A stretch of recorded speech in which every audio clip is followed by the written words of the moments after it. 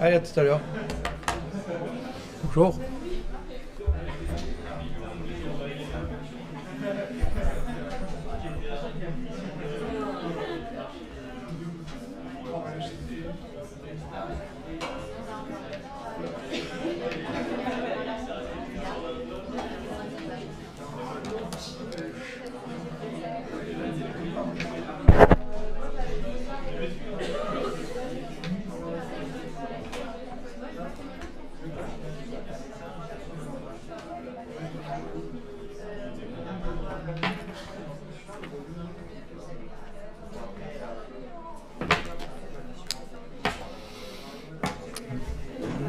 Bien. Aujourd'hui, on m'a demandé de faire une révision du programme d'avant.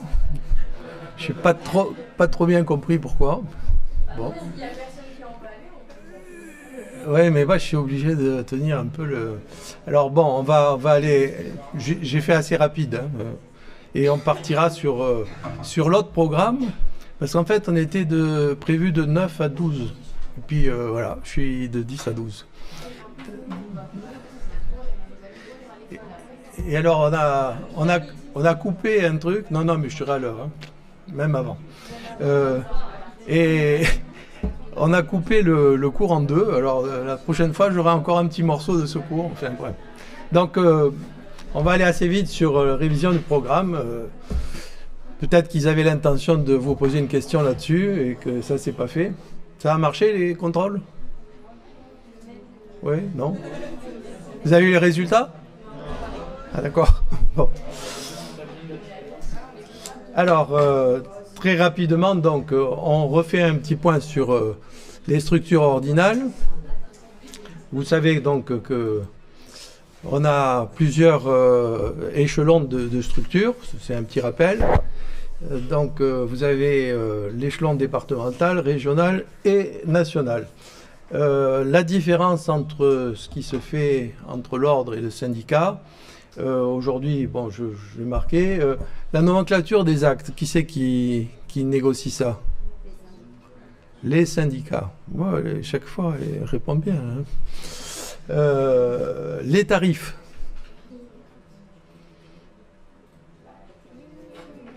Qui négocie les tarifs?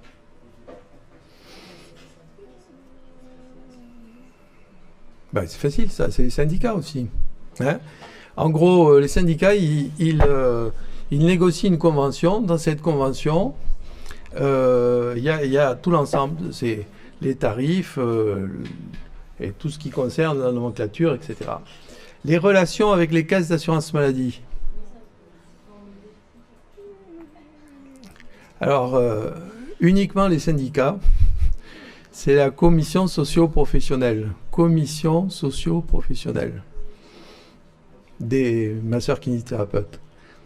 C'est là où souvent se négocie au niveau départemental un petit peu, enfin, on résout tous les petits problèmes qu'il peut y avoir à ce niveau. Faire des propositions sur la démographie. C'est l'ordre, voilà.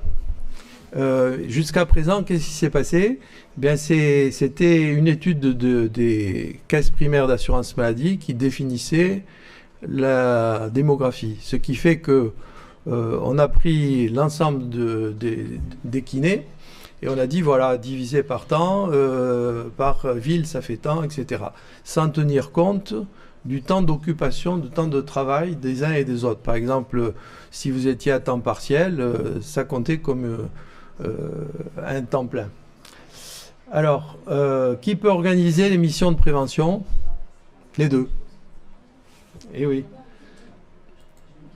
Alors, la structure, donc départementale, régionale, nationale, hein, missions différentes selon l'échelon. Les commissions, commission du tableau, la plus importante pour vous. Quand vous serez diplômé, première chose à faire, allez remplir un petit peu tous vos papiers et les présenter à l'ordre. Et donc, vous êtes inscrit, vous n'êtes pas inscrit. Si vous êtes inscrit, vous pouvez exercer. Sinon, vous êtes en exercice illégal. Carrément. Même si vous êtes diplômé. Donc, très très important. La commission d'exercice illégal, à quoi elle sert? à dépister tous ces gens qui travaillent sans diplôme ou qui travailleraient sans être inscrits au tableau. La commission des bonnes pratiques, comment ça marche? Eh bien, on se retrouve, on aurait pu faire d'ailleurs un EPP aujourd'hui, c'est-à-dire vous questionner sur, ici ça aurait été un cours, voir un peu comment ça fonctionne, ce que vous avez retenu du cours. En général, on fait une question préalable avant le cours. Qu'est-ce que vous pouvez savoir sur tel et tel sujet? On fait le cours et à la fin, on vous demande un petit peu ce que vous avez retenu, voir un peu vos acquis. Pour la profession, c'est autre chose. Par exemple, on va prendre la lombalgie, on va dire, voilà, vous êtes tous des kinés, on vous demande comment vous vous exercez, combien de séances vous faites pour un lombalgique, quelle technique vous faites. C'est anonyme, hein, c'est juste pour savoir votre pratique. Et puis ensuite, on va définir ce qu'est la bonne pratique, entre guillemets. Hein. Et à vous de voir après si vous êtes dedans ou pas. Si vous n'êtes pas dedans, vous jugez tout seul que vous avez à vous former ou pas. Voilà. Ça sert à ça, le PP. Et le PP va servir aussi, il faut quand même savoir que ça nous a servi à nous, quand je dis nous, c'est ordre, hein, à en même temps vous faire progresser. C'est-à-dire que jusque-là, on est passé de 2 années d'études à 3 années d'études. Moi, je fais partie des gens qui ont fait que 3 années d'études. Et j'ai mis une trentaine d'années pour essayer d'obtenir une 4e année. Et je n'y suis jamais arrivé. En fait, là, vous voyez, maintenant, grâce à l'ingénierie de la profession, on est arrivé à obtenir cette 4e année, voire déjà avoir en prévision la 5e année. Qui fait obstacle à ça? Souvent les médecins qui verraient un petit peu leur précaré diminuer sur notre activité professionnelle. La commission de conciliation. Alors la commission de conciliation, elle peut avoir lieu sur une plainte. Alors plainte entre confrères, une plainte entre confrères et patients, kinés et patients. On peut avoir affaire aussi à des plaintes entre une profession, mettons kiné et une infirmière ou kiné et sage-femme, etc. Donc vous voyez un peu l'étendue de la commission. À quoi elle sert? Théoriquement, à vous éviter d'avoir une mesure disciplinaire. Donc la conciliation permet surtout une bonne entente entre les deux parties. Il n'y a pas de jugement. Hein, c'est pas toi tu as raison et toi tu as tort. Donc en fait, si vous voulez, il faut arriver à les mettre d'accord. Et c'est assez intéressant parce que c'est vraiment le fonctionnement de l'humain qui est dans la conciliation. Si vous avez l'occasion un jour de pouvoir participer à ça, faites-le parce que c'est intéressant. Je vais essayer dans les TD, puisqu'on a des TD de déontologie. D'habitude, ce que je fais, c'est des petits groupes de TD. Je pose des cas qui sont des cas réels, hein, qui se sont présentés. Et après, je vous distribue des codes de déontologie et vous devez essayer de trouver à quel cas je fais référence pour un problème donné. On va essayer cette année, je ne sais pas si je vais y arriver, de faire une sorte de psychodrame. D'un côté, il y aura, on peut voir ça comme ça, les gens qui vont concilier. De l'autre côté, il y aura les gens qui se patatent la gueule. Et il faudra arriver à régler le problème. On prendra des problèmes très précis qui ont existé, hein, puisque je suis à la commission de conciliation. Alors, non, voilà. Donc, commission de conciliation, qu'est-ce qui vient après la commission de conciliation? Alors déjà, quand on dit commission de conciliation, il y a 2 types de commissions de conciliation. Ce que l'on peut appeler une conciliation amiable. C'est-à-dire que vous allez demander à des professionnels de l'ordre ou pas de vous concilier.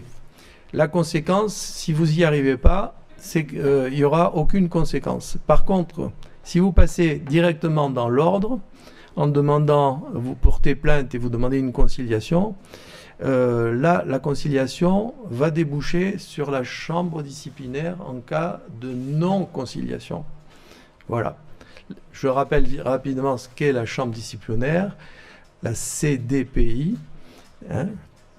La CDPI va trancher tous les problèmes de non-conciliation de la profession et souvent se termine par un avertissement, un blâme, une suspension d'exercice 6 mois, 1 an, etc.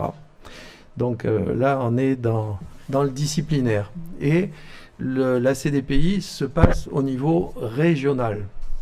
Ce qu'il faut retenir aussi, c'est que il y a 2 organismes, hein, le SASCROM, ou la SASCROM, je ne sais plus comment on dit, qui est la plainte émanant de la sécurité sociale, avec cet organisme qui est composé d'assesseurs élus, d'un rapporteur et de juges, et qui va régler que les problèmes de la sécurité sociale. En général, souvent, ce sont des escroqueries.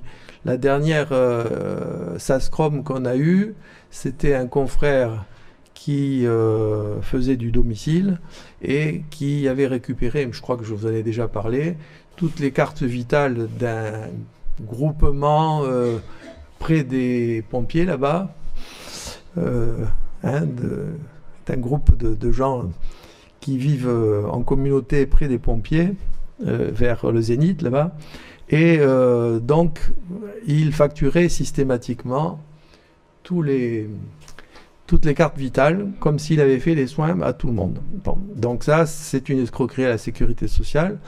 Il peut y avoir des escroqueries à la sécurité sociale beaucoup plus simples.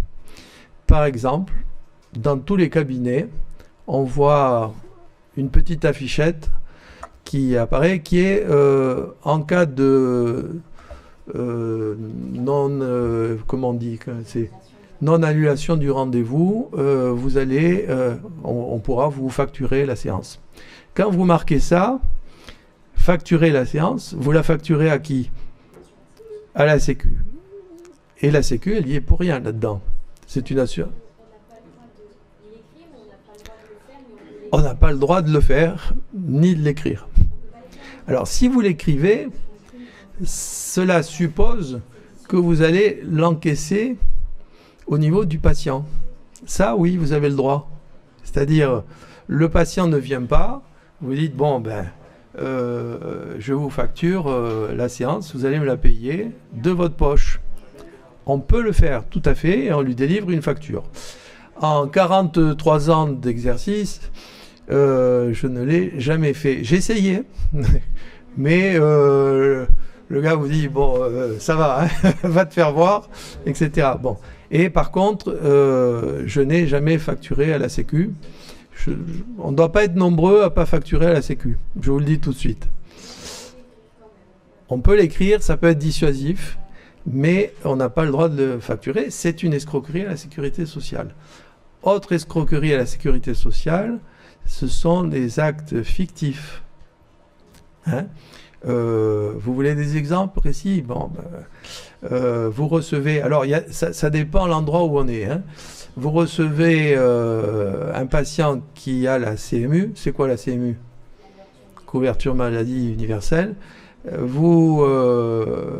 a 10 séances. Vous en faites 3 et vous facturez les 10. Ni vu ni connu, je t'embrouille. C'est monnaie courante chez nos confrères. Je suis désolé, mais c'est vrai. Donc, quand on se fait pincer, parce que parfois, il y a une convocation du confrère à la Sécu. On lui dit, voilà, il semble que vous n'ayez pas, etc. Ou alors, carrément, on va convoquer l'assuré et on lui dit, voilà, dites-nous exactement. Alors ça, c'est le pire, parce que l'assuré, il ne se rappelle jamais de rien. Et souvent, il vous enfonce sans le savoir. Alors, j'ai eu un exemple comme ça, qui me concernait en plus, donc où j'ai eu un petit patient qui est venu 3 fois au cabinet. Donc j'ai facturé, on facture à la séance pour les actes respiratoires. Donc on a facturé les 3 séances. Heureusement, c'était bien marqué sur le cahier de rendez-vous. Et puis 2 ans après, il y a la Sécu qui m'a écrit en disant c'était pas possible parce que votre patient était à l'hôpital. Il était hospitalisé. Et donc, rembourser les 3 séances. Alors, il faut savoir que quand vous vous faites attraper, vous êtes dans une liste rouge. Et puis qu'on va vous regarder tout le temps. Il n'y a pas de... On va vous surveiller, mais pendant des années. Donc, là, je râlais, j'ai vérifié, j'ai vu que j'étais dans mon droit. Et alors, ça a demandé de téléphoner au patient, de retrouver le patient, 2 ans après, et finalement qu'il se rappelle qu'il avait été hospitalisé, mais une semaine après. Donc, je n'étais pas concerné. Mais l'hôpital avait facturé à partir de ma date, de la date de ma première séance, jusqu'à 15 jours, quoi, au lieu de... Voilà. C'était l'hôpital qui était en tort.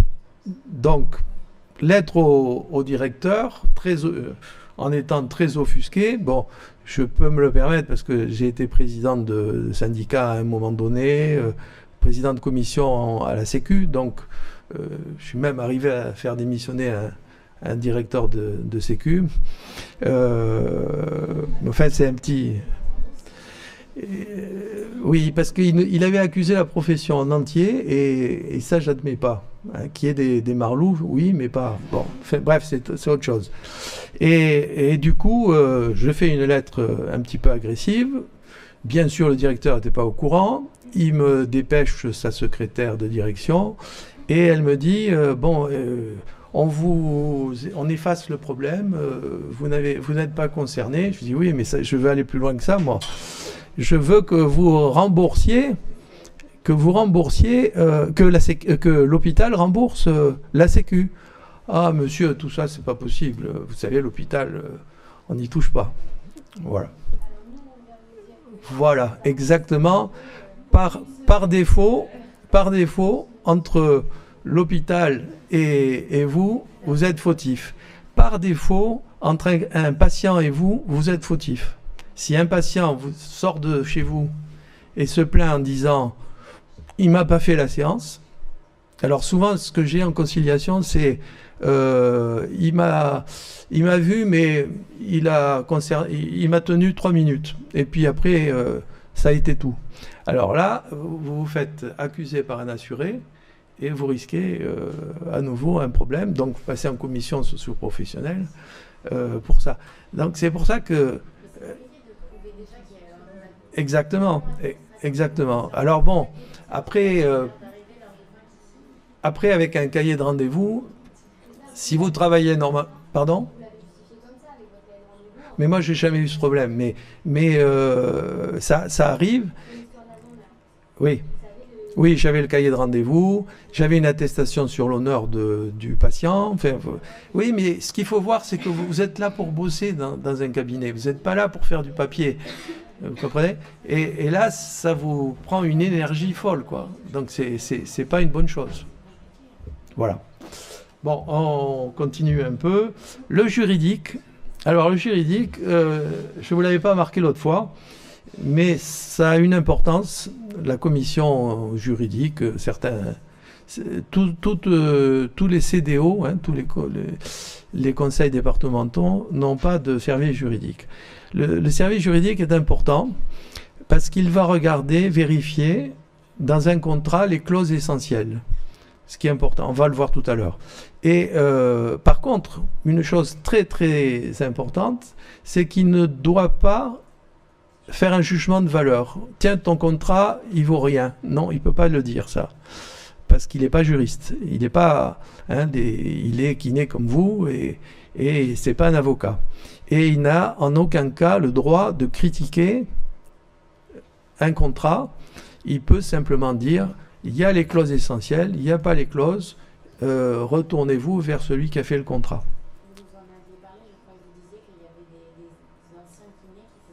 Voilà, alors, on va... Si on a le temps, je ne sais pas si cette fois-ci ou la prochaine fois, on va décortiquer un contrat. Vous verrez tous les pièges qu'il peut y avoir. Et suivant l'utilisation du verbe, on peut changer beaucoup de choses. Alors, les missions du CROM. C'est quoi le CROM déjà? Conseil régional. Donc, mission du CROM, c'est mission d'évaluation des bonnes pratiques. Alors, c'est lui qui le met en place, hein, les bonnes pratiques, et qui va faire, par exemple, là, il serait intéressant de faire un EPP, ou une EPP, je ne sais pas comment on dit, sur la kiné-respi. Et au niveau national, et pouvoir dire, ben oui, ça sert à quelque chose. Alors, la décision a été faite par le Conseil national de dire, attention, on a parlé de la bronchiolite, et nous, on fait de la kiné respiratoire, déjà. Donc, kiné respiratoire et bronchiolite, c'est deux choses différentes. On est d'accord ou pas? Voilà. Et donc, la bronchiolite en infection aiguë, la HAS a décidé au-dessus de 12 mois, mais en dessous de 12 mois, à partir du moment où vous avez une ordonnance médicale, une prescription, le médecin s'est engagé. Et donc, vous acceptez le contrat avec le médecin. Si vous le refusez, on prend un exemple. Un petit se pointe chez vous avec une ordonnance, il a 5 mois. Bronchiolite ou pas? Qui le sait? Aujourd'hui, il faut quand même savoir qu'on est passé, en quelques années de carrière, c'est mon domaine, la pédiatrie, on est passé de bronchite asthmatiforme, bronchoalvéolite, alvéolite, asthme du nourrisson, hyper-réactivité bronchique, tout ça c'est bronchiolite. Voilà. Et quand vous vous retrouvez avec les médecins emploient tout le temps, par défaut, le mot bronchiolite. Qu'il ait un nez qui coule ou c'est tout de la bronchiolite. Donc il va falloir, après vous, plus tard, faire un peu de formation et leur dire attention, ne mettez pas bronchiolite. Parce que c'est pas la bonne prescription, c'est pas le bon libellé. S'il s'agit simplement d'une une bronchite tout simplement, un encombrement bronchique, c'est pas une bronchiolite. D'accord? Pourquoi je disais ça? Oui, donc l'ordre a dit qu'on pouvait les prendre à partir du moment où on avait une ordonnance. Bon, alors après, si vous ne le faites pas, on est quand même sur entre deux là. Si vous ne le faites pas et qu'il y a un problème, on pourra vous accuser de non-assistance à personne en danger. Si par contre vous le faites et qu'il y a un problème, vous êtes fautif vis-à-vis de l'assurance, de la RCP. Alors c'est là où ça devient compliqué. Alors, c'est pour vous donner un peu quand même le problème de notre profession et comment on appréhende les choses. Bon, un enfant qui vient dans votre cabinet, vous faites vos 3 manœuvres ou 4 manœuvres d'expiration. Je ne veux pas employer le mot accélération du flux. Vous faites ces manœuvres et le petit est en train de pleurer. Il est blond, il a les cheveux, il a la peau très fine. Qu'est-ce qui se passe? Il devient rouge, c'est pas suffisant. C'est rare. Qu'est-ce qui se passe? Il fait des pétéchis. Vous savez ce que c'est les pétéchis? C'est des petits vaisseaux qui claquent autour des yeux. Bon. Si vous avez pris la peine de dire, en voyant, parce qu'après, avec l'habitude, vous savez, tiens, lui, il a les cheveux blonds, presque blancs. Lui, il a la peau claire. Vous regardez la mère, elle a des taches de rousseur. Oh là là, il risque de faire. Alors, vous le dites à l'avance. Il est là, ces petits points, etc. Il risque d'avoir ça. S'il l'a pas, c'est rien. S'il l'a, elle ne s'inquiétera pas. Par contre, si vous faites vos manœuvres à la brutasse, et puis à la fin, le gamin, alors déjà que c'est un peu choquant comme geste, si après il a des marques, là, vous vous faites attaquer. Et là, on va regarder. Tiens, il avait 5 mois. Il n'avait pas à le prendre. Vous voyez? Bon. C'était une petite parenthèse. Mission de juridiction de première instance. Donc, la CDPI, la SASCROM, on en a parlé. Les commissions restreintes. C'est quoi les commissions restreintes? Eh bien, parfois, il faut se réunir rapidement dans la commission régionale pour une insuffisance professionnelle. Quand on se rend compte que un kiné n'est pas à la hauteur. Alors ça arrive très rarement, mais ça arrive, hein, que le kiné soit pas assez bon. Et on ne lui demande pas d'être très bon, on lui demande de savoir soigner par rapport à la pathologie du patient. C'est-à-dire que le gars, s'il vient, il a mal il a une entorse et on lui soigne à la fois le dos parce qu'on lui dit que c'est bien et puis les cervicales, etc. On est à côté là. C'est que le gars, il sait faire que ça. Bon. Autre insuffisance respiratoire, insuffisance professionnelle. Vous avez des gens, par exemple, qui ne savent faire que du massage. Autre insuffisance professionnelle, un confrère qui travaillait dans un centre thermal et qui avait fait que de la douche et qui s'est baptisé kiné, quoi. Vous voyez? Donc, parce que, ah oui, il faisait la douche et puis il mettait des poulies, là, vous savez, la polythérapie. Voilà, donc insuffisance professionnelle. Et puis, toujours aussi, les gens qui pètent un boulon, dépression nerveuse, autres problèmes psychiatriques, ça existe. Hein. Et donc là, il faut se réunir rapide et pouvoir trancher, souvent en suivant les experts, mais quand même, il faut pouvoir trancher. Commission restreinte. Et mission de coordination, ça c'est les missions entre les départements, souvent pour nous aider entre les uns et les autres. La mission du CNO, hein, c'est gestion des structures départementales, régionales, contrôle de la gestion financière. Alors maintenant, c'est terrible parce que dans les CDO, on ne peut plus faire ce qu'on veut. Tout est bien calibré d'un département à l'autre. Vous achetez une armoire, c'est presque comme dans le service public. Hein. Et dans les missions importantes, surtout, c'est l'évolution de la profession, les études, le mode de fonctionnement. Et ça, c'est important. Et c'est comme ça, rappelez-vous qu'on a eu notre 4e année et qu'on est en marche sur la 5e année. D'ici peu va sortir l'étude sur la démographie, qui sera une étude que l'on pourra mettre en concurrence avec l'étude actuelle, qui est un petit peu fausse. Ensuite, les appels, quand on ne s'est pas mis d'accord sur une conciliation en conseil départemental, appel conseil régional, ça ne marche pas, ça va jusqu'au conseil national. Un exemple rapide, 2 élèves de Montpellier, non, enfin, j'ai pas dit Montpellier, 2 élèves sont des étrangers et viennent suivre les études. Et en fait, ils ont la double nationalité. Donc, ils se basent sur la double nationalité. Et à la fin, ils ont le diplôme dit étranger. Ils vont le faire valider. Et il y a une erreur. On le valide comme un diplôme français. Donc, ils exercent. Et puis, à un moment donné, ils se déplacent, ils étaient sur Paris, ils se déplacent, ils viennent dans un autre département proche, et ce département leur interdit d'exercer.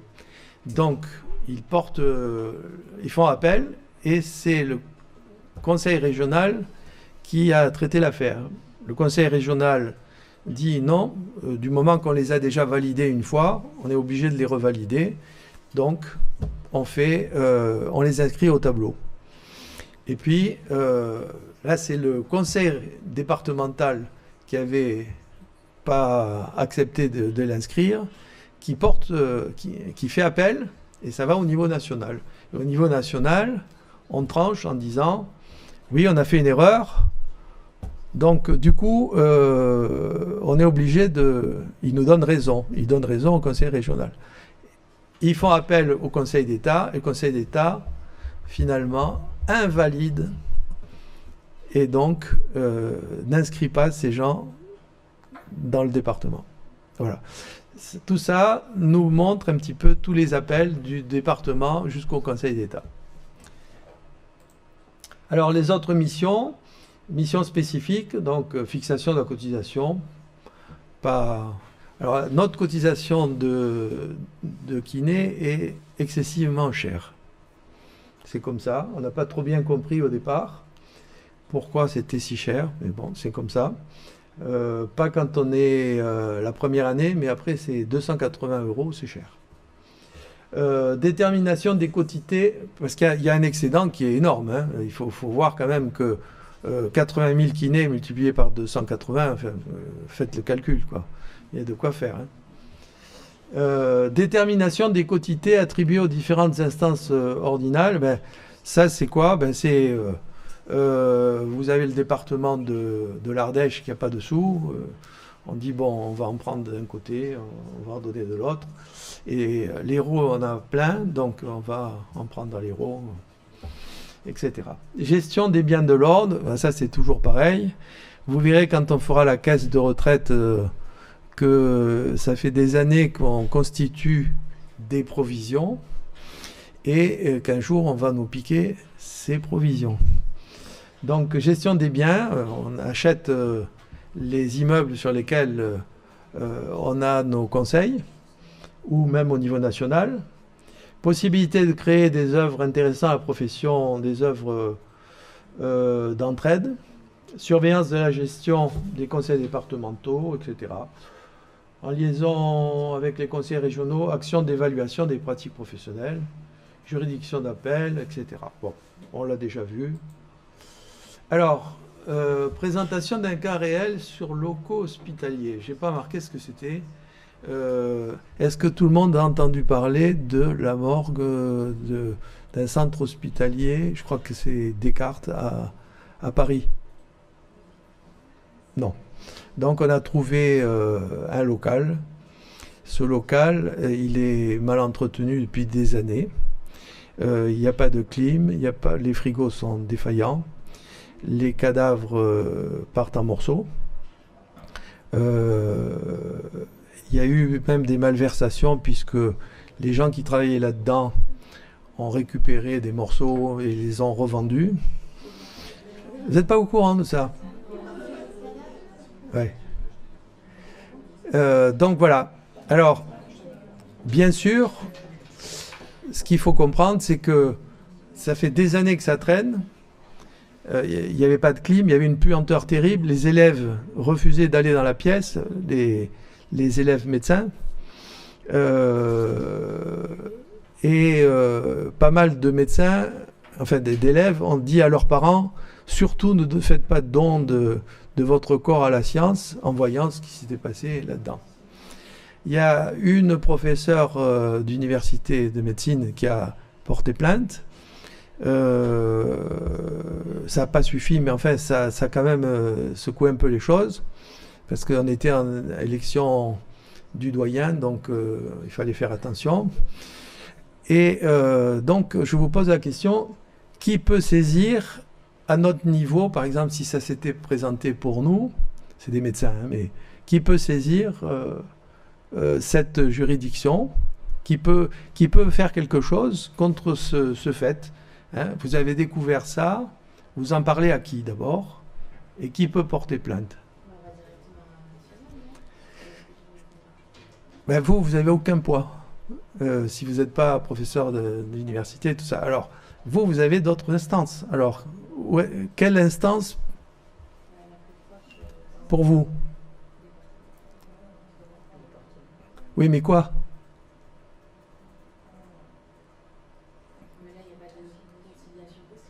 Non, mais c'est qui va le faire? Un syndicat. Voilà. Donc, le président du syndicat des médecins libéraux a porté plainte. Et c'est pas suffisant. Il a porté plainte où? À l'ordre. Il peut pas saisir directement. Donc il a porté plainte à l'ordre et l'ordre a dit OK, on se porte partie civile pour ce problème-là. Voilà. Deuxième exemple. Présentation d'un cas d'après réseaux sociaux. Vous avez des cours de palpatoire? Oui? Bon. Il y a en France donc quelqu'un qui a photographié pendant le cours de palpatoire et a diffusé, je ne sais plus si c'était sur Facebook ou sur Twitter, enfin voilà. Est-ce que déjà vous approuvez ce genre de... Non, mais là, c'est la personne qui a porté plainte directement. On va pas passer par là aussi. Eh si. Mais oui, mais il y a les deux. Voilà. Donc, il y a deux choses. Hein. Il y a le pénal. Donc, la faculté de médecine en question a porté plainte. Et vous avez l'ordre. Et l'ordre, vous êtes concerné par l'ordre. Vous êtes étudiant, mais vous êtes concerné par l'ordre. Donc, vous verrez que il y a un article 4321-54. Celui-là, il faudra bien le retenir. Moralité, probité, etc. Donc, cet article nous permet à l'ordre de dire, bon, ben, vous êtes étudiant, mais vous ne serez jamais kiné. Hein. Donc, attention, je ne sais pas si vous êtes concerné par ça, mais c'est impressionnant de voir comment on peut se gâcher une carrière, vite fait. Hein? Dans ma promo, il y avait trois personnes qui ont violé une jeune fille. Je vous parle de 1973. Voilà. Ils ne sont pas kinés. Hein. Et ils étaient en première année. Donc voilà, c'est juste un autre cas. Des patients se plaignent sur des soins inappropriés. Qu'est-ce qu'on fait? Commission de conciliation. On ne se met pas d'accord. Qu'est-ce qui se passe? Chambre disciplinaire ou commission restreinte directement hein, pour vérifier. Alors commission restreinte, ça va éviter la chambre disciplinaire. On va dire, bon, on va regarder, faire appel à un expert et puis voir un peu ce qu'il en est. D'accord? Et du coup, c'est la commission de conciliation qui décide si elle se tourne vers la chambre. Alors, ça, c'était le cours que je devais vous faire en entier aujourd'hui et qui sera coupé en deux. Donc, aujourd'hui, on va voir tout ce qui est... Ça va. Tout ce qui concerne l'exercice en général de notre profession. Salariat et libéral. Donc au niveau salariat, bon, on va voir ce que cela engendre. Libéral, on verra surtout les contrats professionnels. Dans une deuxième partie, probablement le 17, on verra surtout comment ne pas tomber dans les pièges du contrat professionnel. Parce que tous les ans, il y a des gens qui signent n'importe quoi. N'importe quoi. Alors vous êtes un petit peu moins concernés parce que vous avez des cours. Mais vos amis qui viennent de Belgique ou qui viennent surtout de Gérone, non parce que ceux-là, ils n'ont pas eu ces cours. Hein, et du coup, il se fie un peu à la bonne tête du titulaire et puis signe n'importe quoi, puis voilà. Bon. Alors, ça, c'est quoi encore? Alors, donc, première chose, le salariat. Donc, ce qu'il faut vérifier tout de suite, si par hasard, il y en a qui sont intéressés déjà par se dire, tiens, je vais travailler... au centre machin, Maguelone, à Palavas ou à La Malou, Chester, il y en a qui sont... Non. Bon. De toute façon, à l'hôpital, tiens, ça pourrait. Ce que l'on vérifie toujours, c'est la convention. Quelle convention? Parce que tout dépend de la convention. Le 13e mois, le fait, le salaire, les vacances, etc. Donc, voir, et là, je vous en ai cité quelques-unes. Il y en a un paquet, hein, mais les plus importantes, convention collective des établissements privés. Tout ça, vous l'aurez, hein, je le mettrai en ligne. Hein. Convention nationale de l'hospitalisation privée, ça c'est les cliniques hein, souvent, et les EHPAD. Convention collective nationale des établissements et services pour personnes inadaptées, les CAT qu'on n'appelle plus comme ça.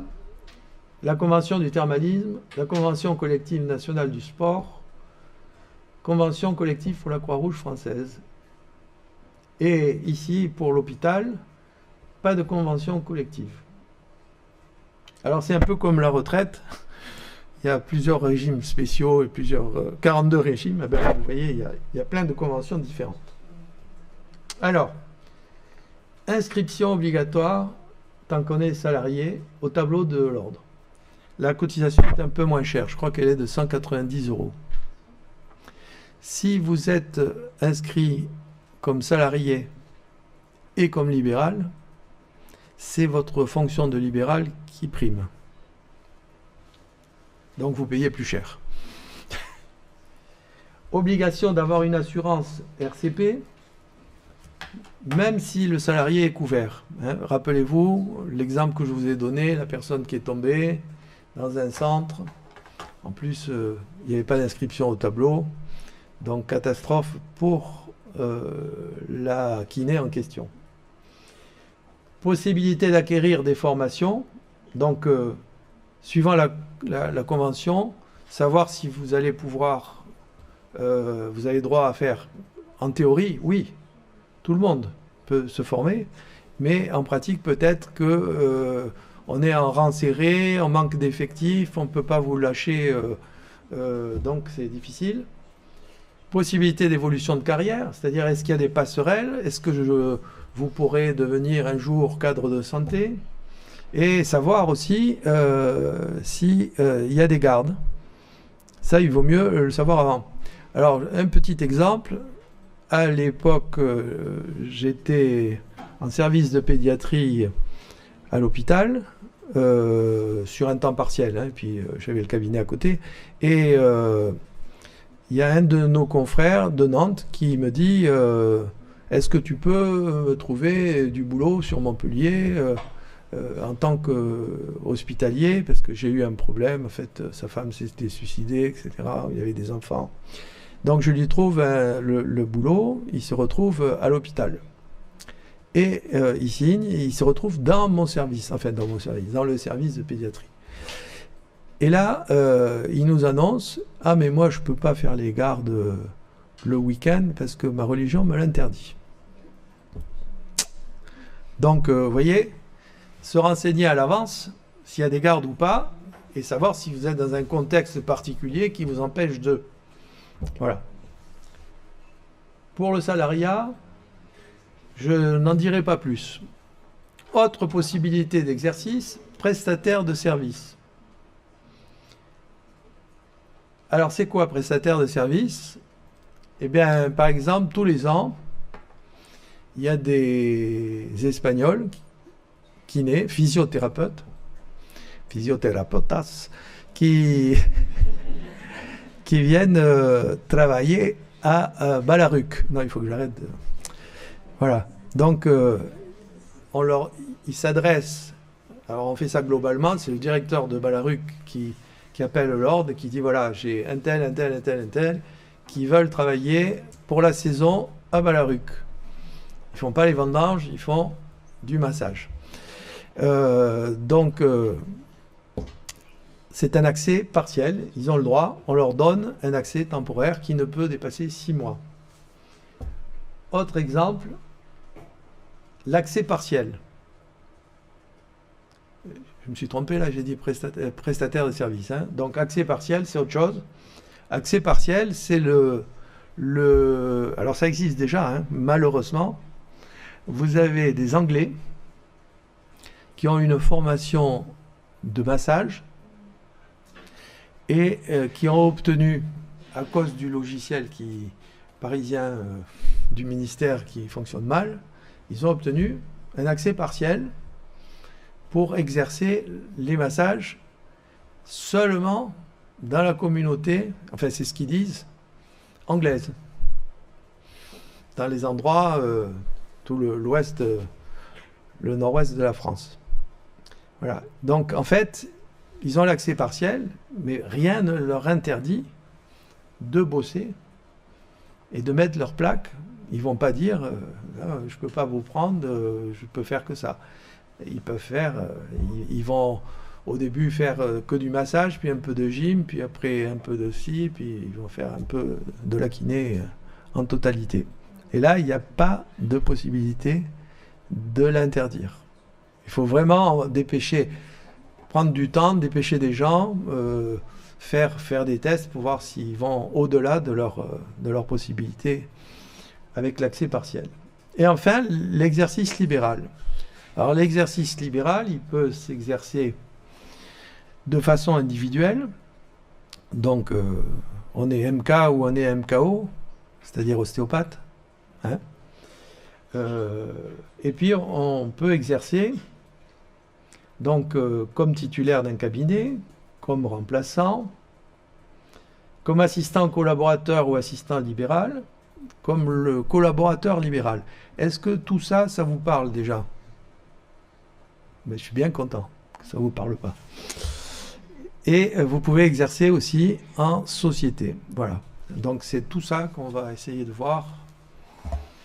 Pas aujourd'hui, parce que vous avez quoi à midi? On doit transférer à l'école, parce qu'on a des cours après à l'école. Dans l'hiver, on est et transférer et manger. Alors, petit aparté sur les contrats professionnels. Alors déjà, qu'est-ce qu'un contrat? Donc vous avez la définition. Contrat ou convention se définit comme accord de volonté, au pluriel et volonté, entre deux ou plusieurs personnes destiné à produire un effet de droit quelconque. Vous pouvez faire des contrats pour n'importe quoi, vous le savez, y compris contrat de mariage. Mais j'ai rien dit. Contrat professionnel. Alors là, c'est un peu plus compliqué. Ça va définir les modalités particulières d'exercice par rapport à un statut professionnel déterminé. Chaque masseur, kinésithérapeute, doit, lorsqu'il conclut un contrat, le faire par écrit. Même un remplacement. Oh, tu me remplaces ce week-end, enfin les 3 jours là, de l'Assomption, etc. Vous le faites par écrit. Il arrive quelque chose au cours de ces 3 jours et vous êtes baba. Vous êtes dans l'exercice illégal. Mais de toute façon, ça va être validé à chaque fois par le CDO. Et oui, sauf si vous faites un truc comme ça là. Ouais, je te remplace. Allez, ouais, c'est bon. Mais non, c'est pas bon. Voilà. Donc, une fois écrit, ce contrat doit être communiqué au conseil départemental. Et donc, il est étudié pour savoir s'il a toutes les bonnes mesures, les clauses essentielles. Dans tous les contrats et avenants ayant pour objet l'exercice professionnel, bail, statut de société, contrat de collaboration, remplacement, association, doivent par conséquent être communiqués au conseil départemental. Alors ça c'est bien et c'est pas bien, mais bon, c'est comme ça. Exemple, vous faites partie d'une société, on verra les détails après, où vous avez des kinés, des orthophonistes, des infirmières, etc. Bon. Vous êtes obligé d'envoyer ce contrat à l'ordre. Vous communiquez sur des noms d'orthophonistes, d'infirmières, etc., qui ne concernent pas la profession de kiné, ni l'ordre des kinés. Mais bon, c'est comme ça. Mais c'est pas logique, quand même. Hein? Il pourrait y avoir une orthophoniste, par exemple, qui vous dise, moi d'abord, j'ai pas d'ordre, et donc t'as pas à communiquer mes coordonnées, etc.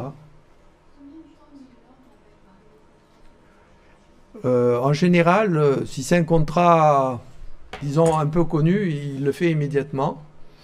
Sinon, la démarche normale, c'est il y a le service juridique qui regarde tous les contrats et qui les prévalide. Et après, il y a le conseil départemental qui valide définitivement le contrat. Hein, comme l'inscription au tableau. Mais en général, ça ne va pas jusque-là, quoi. C'est validé assez rapidement. Alors, les clauses essentielles, l'objet du contrat. Hein, c'est le remplacement, c'est quoi? C'est une collaboration, on se met ensemble pour partager les moyens, ou on se met ensemble pour partager les sous, on se met ensemble pour, je sais pas moi, enfin, bref, c'est l'objet. La durée. Les contrats professionnels de kiné doivent durer au maximum combien? Vous n'avez pas fait du tout ça? 4 ans. Très important. Voilà. Très important. Ça m'a permis souvent de mettre d'accord pas mal de confrères. Parce que il y en a un qui fait son contrat, il signe, puis il y a un conflit à la 5e année ou à la 6e année. Et j'ai dit, mais est-ce que vous avez renégocié le contrat? Oui, non. Est-ce que vous avez renouvelé le contrat? Oui, non. Est-ce que vous avez laissé des traces? Non. Bon, vous êtes fautif. Hop. Ça me permet, à partir du moment où ils sont tous les deux fautifs, de les mettre d'accord. Respect des règles professionnelles. Bon, ça veut dire que tout contrat fait allusion au code de déontologie. Code de déontologie qui est la copie conforme du code de la santé publique, CSP.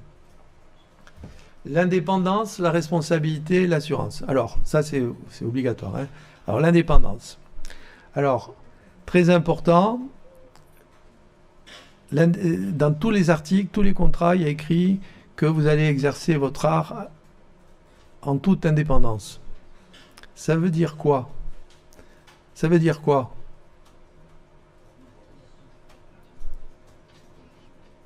La jeune fille au fond là-bas.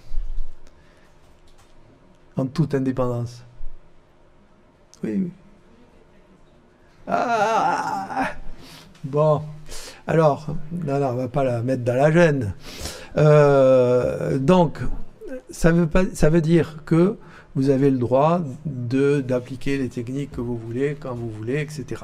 Mais, il y a un mais quand même. Vous n'allez pas apporter la révolution au cabinet. Vous allez dans un cabinet de kiné, vous êtes remplaçant, vous êtes assistant, collaborateur, ce que vous voudrez. Vous êtes là pour un moment, mais vous n'allez pas bouleverser. Moi, je suis indépendant, je fais ce que je veux. Non.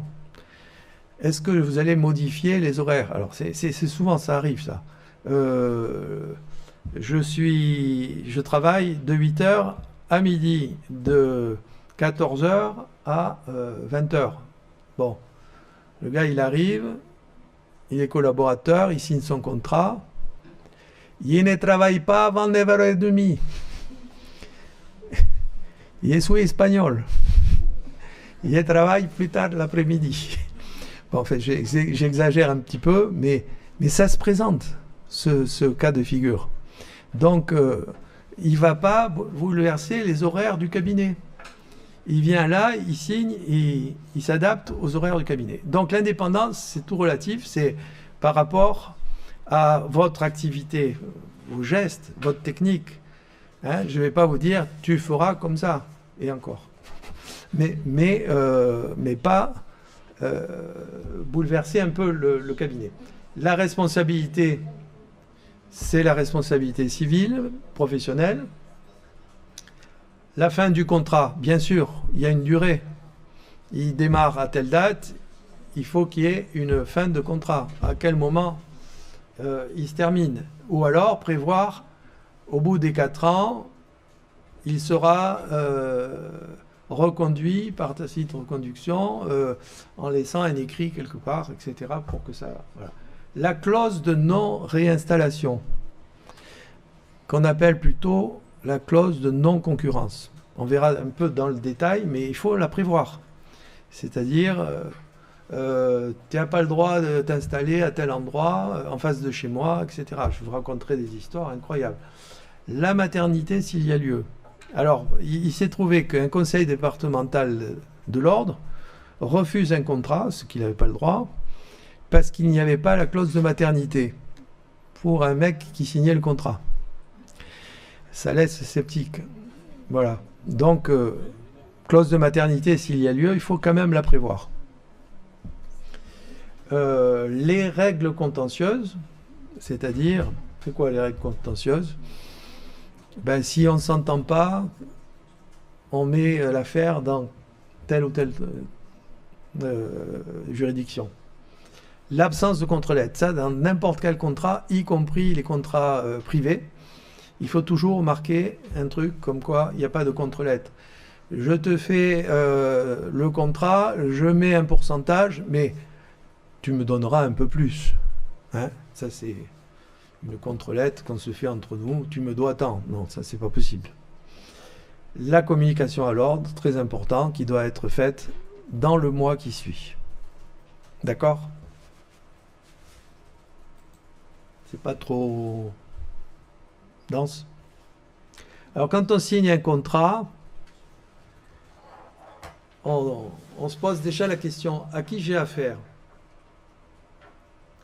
Hein, vous voyez le zig devant vous. À qui j'ai affaire? Je me renseigne. Je peux me renseigner. Ah ben, ils ont une bonne réputation. Ah, lui, bizarre, c'est un marlou. Lui, il a eu plusieurs affaires, bizarre. À la rigueur, je regarde sur les réseaux sociaux mes copines qui ont travaillé chez... On peut toujours savoir. Donc, je dois vérifier un peu, déjà, à qui j'ai affaire. Par exemple, j'avais toujours, pendant des années, avant que l'ordre existe, j'avais toujours les mêmes personnes qui abusaient d'un assistant collaborateur, enfin, d'assistant ou de remplacement, toujours dans le même cabinet. Tout le temps, tout le temps. Chaque fois, il y avait conflit. Et chaque fois, celui qui était là pendant un moment, le remplaçant, le collaborateur, il en prenait, il se faisait escroquer systématiquement. Et ça allait même plus loin que ça, c'est que dans son dos, après qu'il ait quitté le cabinet, on continuait à signer des feuilles à son nom. Vous voyez que ça va loin. Bon, donc cela, quand on me dit je vais m'associer avec machin, je dis oh ben je cherche, j'ai pas le droit de dire que c'est un marlou. Hein.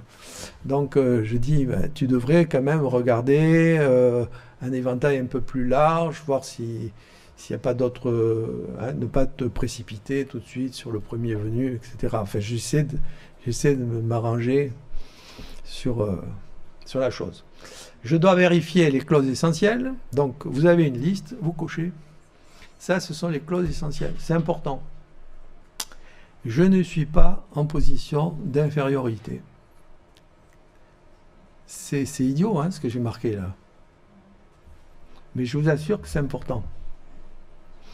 J'ai eu un exemple comme ça. En plus, un jeune confrère qui est le fils d'amis à moi. Il me dit, je vais signer un contrat d'assistant collaborateur et je voudrais que tu le regardes. Alors je regarde et je vois que il n'y a pas les clauses essentielles, le pourcentage il ne va pas du tout. Hein, il y a une phrase qui me choque, qui est comment dire, la poursuite des soins, hein, la continuité des soins. Et ça me choque parce qu'en cas d'absence du titulaire, monsieur Intel s'engage à la continuité des soins.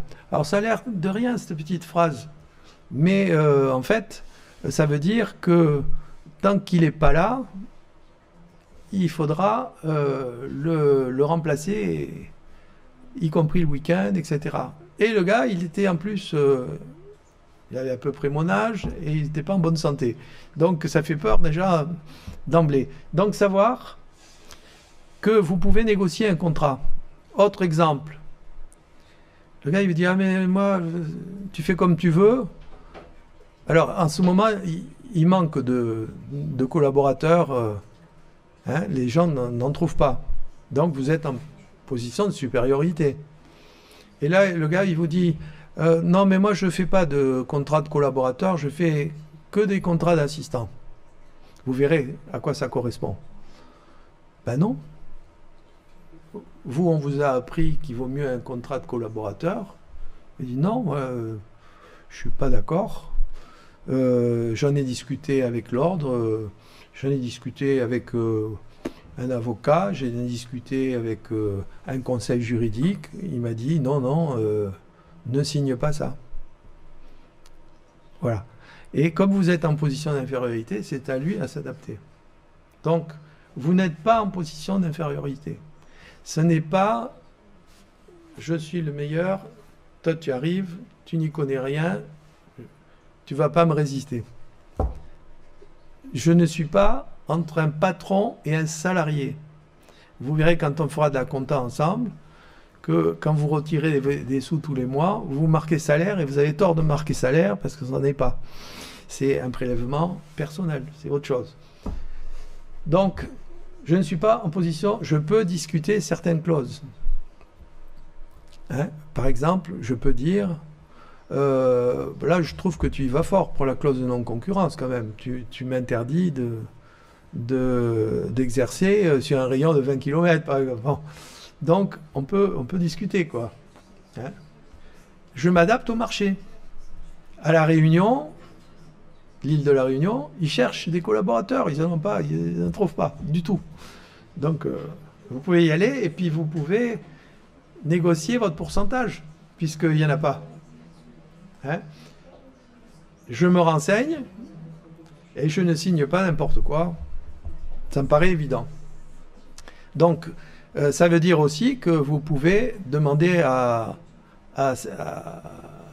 l'ordre. Vous pouvez... en général, je laisse toujours mes coordonnées, moi. Et j'ai toujours des gens qui me contactent pour étudier un dossier. Après, c'est leur avis. Hein, je donne mon avis et puis c'est fini. Hein, et ils se débrouillent. S'ils font l'erreur, c'est leur problème. Ouais.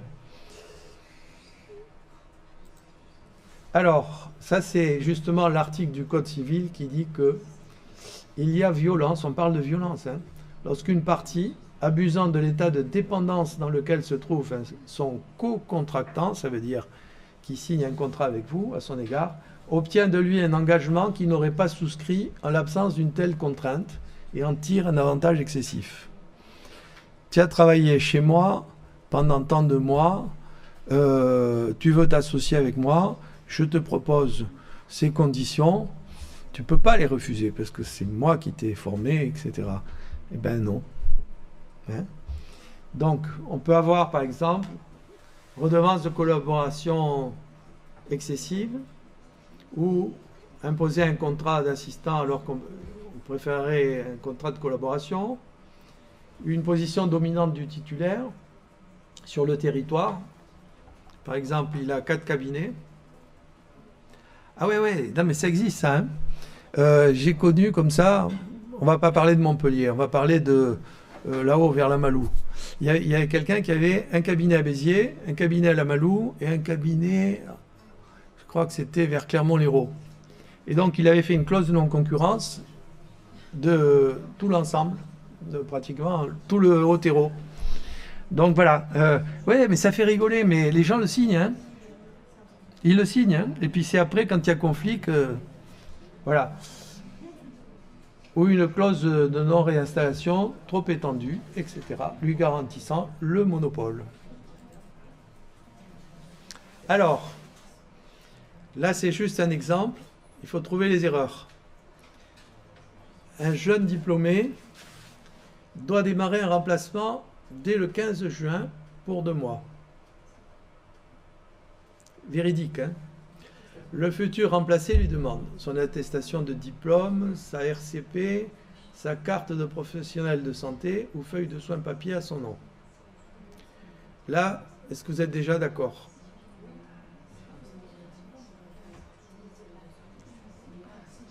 Ben, s'il est jeune diplômé, à mon avis, il n'a pas déjà de carte de professionnel de santé. Enfin, ça c'est... Donc il peut avoir des feuilles de soins papier, mais pas de carte de professionnel de santé, parce que ça met un certain temps à être fait. Alors, il lui fait signer un contrat de remplacement au 15 juin, mais il compte travailler une semaine avec lui pour lui montrer les patients. Et oui. Non, après le 15 juin. Il lui garantit, quoi qu'il arrive, une rémunération fixe de 1 500 € au cas où il n'y aurait pas suffisamment de patients en juillet.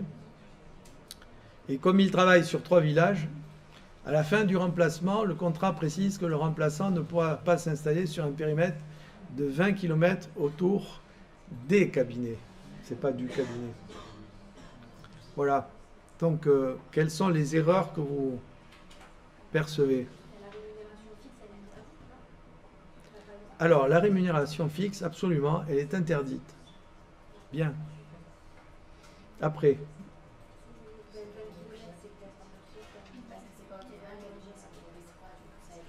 Pardon, mais... C'est pas bon. C'est sûr. Ah ben, ça va dépendre de l'endroit où il est et du cabinet. Pardon? Alors, soit c'est le bassin de vie, soit si on est sur une zone sous-dotée, c'est le périmètre qui compte. Donc, si on reprend la Malou, par exemple, bon, le gars, il va dire un tour entre Hérépian, allez, Bédarieux, bon, maxi 10 km. Pas plus, quoi. Voilà. Mais pas Béziers, quand même. Hein? Ça fait longtemps que je ne suis pas allé dans le coin, là-bas. Je ne sais pas si les villages correspondent. Rien d'autre? Bien, bien. Alors, quand on fait un remplacement, on remplace. On ne peut pas être là. Donc, il compte travailler une semaine avec lui. C'est pas possible. Non, il ne peut pas travailler avec lui. C'est pas possible.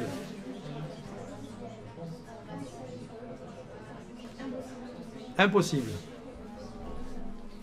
Alors, le cas le plus fréquent, qui est limite, c'est le gars qui fait une formation. Et donc, il fait sa formation, mettons, tous les mardis de la première semaine du mois. Donc, il se fait remplacer. D'accord? Mais sur 2 semaines, la formation n'a pas eu lieu parce qu'il y a eu du retard, machin, truc, grève. Et du coup, il est revenu au cabinet. Et il a travaillé, et son remplaçant a travaillé. Et ça, c'est interdit. Du coup, quand on est remplaçant, c'est ça, c'est quand même la personne qu'on remplace qui touche. Oui, bien sûr. Donc, il ne peut pas le faire. Hein? Donc, vous voyez sur ce cas de figure le nombre d'erreurs qu'on peut avoir. Alors, préparer le remplacement. Alors, ça veut dire quoi, préparer le remplacement? C'est idiot, hein, comme ça a l'air d'être... Bah, c'est évident. Hein? Donc, rencontrer la personne à remplacer avant. C'est évident, ça aussi, hein? Eh ben non. Les 3/4 des remplacements, quelquefois, ils se font par téléphone ou par... j'arrive tel jour, je viens chercher les clés. Bon. C'est arrivé à la réunion, et c'est ce qui est logique. Mais rien n'empêche d'arriver 1 ou 2 jours avant pour rencontrer la personne et puis sentir un peu les choses. Hein. Donc, très important.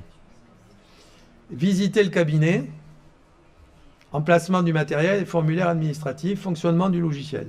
Alors, visiter le cabinet, bon, c'est évident. Emplacement du matériel, hein, vous ne pouvez pas le faire au moment où il y a les patients. Et les formulaires. Alors, vous utilisez une carte de professionnel de santé pour facturer vos actes. Et puis, hop, pendant votre remplacement, qui est d'1 mois, vous recevez une lettre de la Sécu. Veuillez m'envoyer la facture en dégradé. Ça veut dire quoi?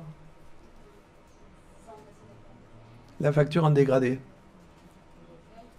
Ça veut dire, donc, envoyez-moi une facture papier avec l'ordonnance, hein, et le numéro de lot, le numéro de fichier, parce que c'est parti en télétransmission en même temps. Est-ce que vous savez le faire? Vous ne savez pas le faire. Donc, il faut aller regarder dans le logiciel. Tiens, comment ça se passe pour les télétrans? Tous les soirs, j'envoie mes télétrans. Oui, tu vois, tu mets ta carte dans la journée, tu factures. Le soir, tu regroupes, ça aussi on le verra, hein, les fichiers. Et puis, tu envoies. D'accord. Mais il se trouve que dans les factures, il y en a un, vous avez oublié le score. C'est quoi le score? La scadarisation de l'ordonnance. En général, vous le faites à chaque fois. Voilà. Chaque fois que, si vous voulez, un patient arrive avec une ordonnance, vous rentrez le dossier, vous scannez l'ordonnance.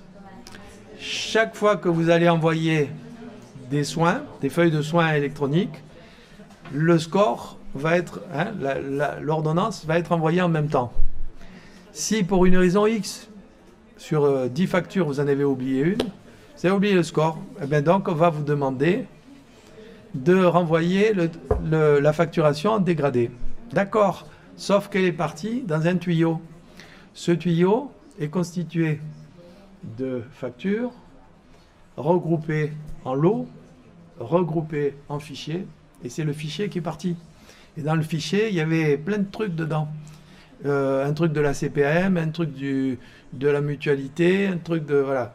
Donc, il faut que vous puissiez, en plus, leur dire, je vous envoie un bordereau, hein, de télétransmission, où il y a écrit lot numéro machin, chose, parce qu'il faut leur faire leur boulot, vous comprenez?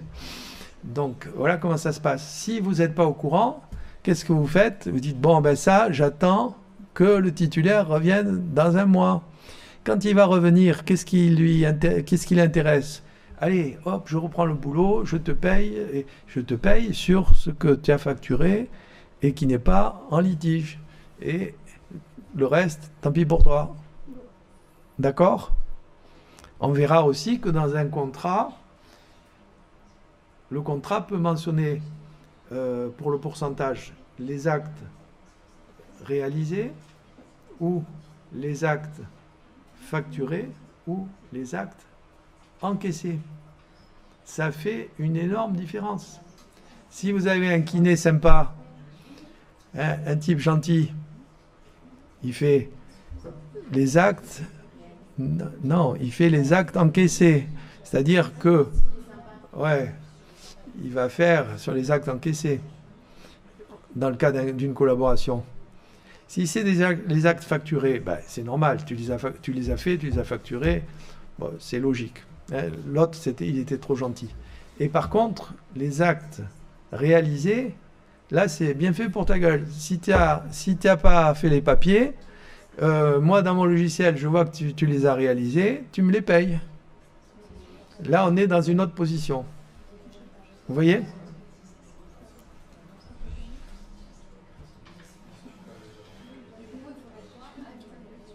Voilà. Le mieux, c'est encaisser. Facturer, c'est la logique. voyez? Donc c'est important, hein. Alors après, donc savoir récupérer, savoir un peu comment fonctionne le logiciel. Le fonctionnement du cabinet, les horaires. Ben, comme on disait tout à l'heure, si le cabinet ouvre à 8 heures et ferme à 20 heures, vous n'allez pas vous venir à 9 heures et fermer à 18 heures. Parce que là, vous allez perturber les gens et quand il va revenir, le titulaire, il va avoir plein de plaintes. Comme vous allez aussi vous renseigner sur la manière dont il travaille. Ça, c'est important. Attention. Par exemple, le gars, il a l'habitude de faire un geste kiné et puis il finit à l'ostéo ou inversement. Bon, vous arrivez, vous n'avez que des connaissances kiné. Vous n'allez pas pouvoir faire des miracles. Donc, il est important qu'il vous dise, bon, si tu lui fais de la kiné, tu lui fais ça, ça et ça et ça. Et moi, je le préviendrai que pendant que je ne suis pas là, il n'aura pas plus. Sinon, on rentre déjà un petit peu en conflit avec le patient. C'est pas ce que vous voulez, quoi. Hein? Donc, nécessité d'avoir des fiches patients aussi. Et les dossiers, savoir comment je peux les retrouver, etc. Les domiciles, qui je vais voir, à quelle heure j'y vais. Celui-là, il est chiant parce que il regarde sa montre chaque fois que j'arrive. Et si j'ai 5 minutes de retard, je me fais engueuler. Le rythme des séances, très important aussi. Ça veut dire quoi? Souvent, c'est l'objet de litige. Moi, j'ai l'habitude de suivre ce patient 2 fois par semaine. L'autre, il vient pour un remplacement, il a besoin de sous, il va me les prendre 4 fois par semaine. Hein? Du coup, il va m'épuiser mon ordonnance. Hein? Il va consommer plus vite que prévu l'ordonnance. Et en plus, les gens, ils ne comprennent pas, quoi. Ah, tiens, vous me soignez tous les jours, et monsieur, il me prend 2 fois. Et il me prend 2 fois parce qu'il ne pouvait pas prendre plus, quoi. Voilà. Donc, savoir le rythme des séances et savoir comment se fait le suivi, hein, un peu du cabinet, quoi, le bon fonctionnement. Qui vous devez contacter en cas de problème? Et ce sont des questions qu'on se pose quand c'est trop tard. Hein? Une jeune diplômée qui se retrouve aux Antilles et elle fait sa manœuvre, elle installe son électro et la personne, oh c'est l'heure, je m'en vais. Elle part, elle décroche tout, l'appareil tombe, il casse, l'appareil d'électro se casse. Voilà. Qu'est-ce que je fais? J'essaie de joindre la titulaire. La titulaire, elle est en métropole. Injoignable. Elle est sur la plage. Je vais joindre qui? Qui je peux joindre? Ben, je vais joindre... je ne peux pas joindre le conseil de l'ordre. Je vais joindre le gars qui m'a fait des cours à l'école de kiné. Et puis finalement, on arrange le coup en disant, bon, ben écoute, tu lui en rachètes un autre et il y a l'assurance qui va marcher avec telle valeur et tu vas payer la différence entre l'achat neuf et sa valeur marchande. Tu ne peux pas faire autrement. Et heureusement que tu es assuré. Parce que sinon, problème. Voilà. Vous voyez? Ça arrive quand on ne l'a pas prévu. Donc c'est important de savoir en cas de problème. Bon, je prends ce patient, je le manipule au niveau de... Clac, ça fait un bruit, mais il ne s'est rien passé. C'est le ligament qui est passé sur le côté, et puis il est parti. Et au moment où le gars il repart, il descend l'escalier, et il se met à boiter. Et le kiné lui a rien fait. Il a juste mobilisation douce, sans problème. Réel, hein? Heureusement, c'était un kiné très connu. Voilà. Ça a joué. Bon, qu'est-ce qu'on fait? Bon, si vous êtes remplaçant, là, qu'est-ce que vous faites? Vite, il faut que quelqu'un vous dépanne. Le médecin qui a prescrit, etc. J'ai vu ça, qu'est-ce que je fais? Je vais l'observer, je vais l'examiner. Le médecin qui a prescrit, il examine, il dit non, mais c'est rien du tout, ça ne vaut pas une radio, C'est un peu de lapin, ça, c'est rien. Bon, ça vous a marqué. Un jour où il y aura un problème, vous avez une date, vous avez un truc, etc. C'est très important. Ouais. Quelqu'un qui fait un massage avec vous, personne âgée, elle sort, ouf, il faisait chaud, hein. Elle sort, elle tombe dans l'escalier. Elle a fait un malaise. Alors, ben, c'était pas votre problème, c'était dans l'escalier. Par contre, elle fait le malaise dans le couloir juste avant de sortir. Vous l'accompagnez jusqu'à l'escalier.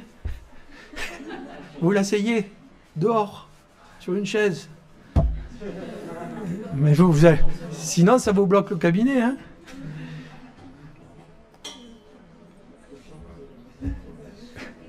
Moi, j'ai eu un grave... comment ça s'appelle déjà? Bon, c'est une maladie genre Wernicke-Hoffmann, si vous connaissez. Non? Bon, c'est pas grave. C'est une maladie dégénérative, hein, nerveuse. Et donc, c'était une enfant qui avait des problèmes et en même temps qui faisait des problèmes respiratoires. Donc, 2 fois dans l'hiver, elle faisait des problèmes respiratoires.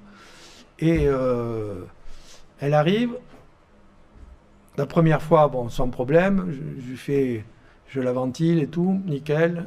Je regarde la saturation, tout va bien. Elle n'était pas venue pour ça, mais je la retape bien. La deuxième fois, je fais les manœuvres, respire, je la fais bien ventiler, je ne fais pas de gestes brusques ni rien. Et la saturation bouge pas. Et saturation basse, 54, si ça vous dit quelque chose. SAMU.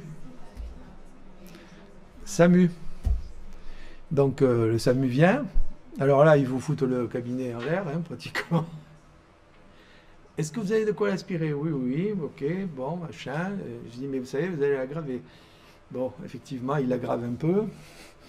On va la ventiler. Ils sont restés 3 heures avant de la faire partir.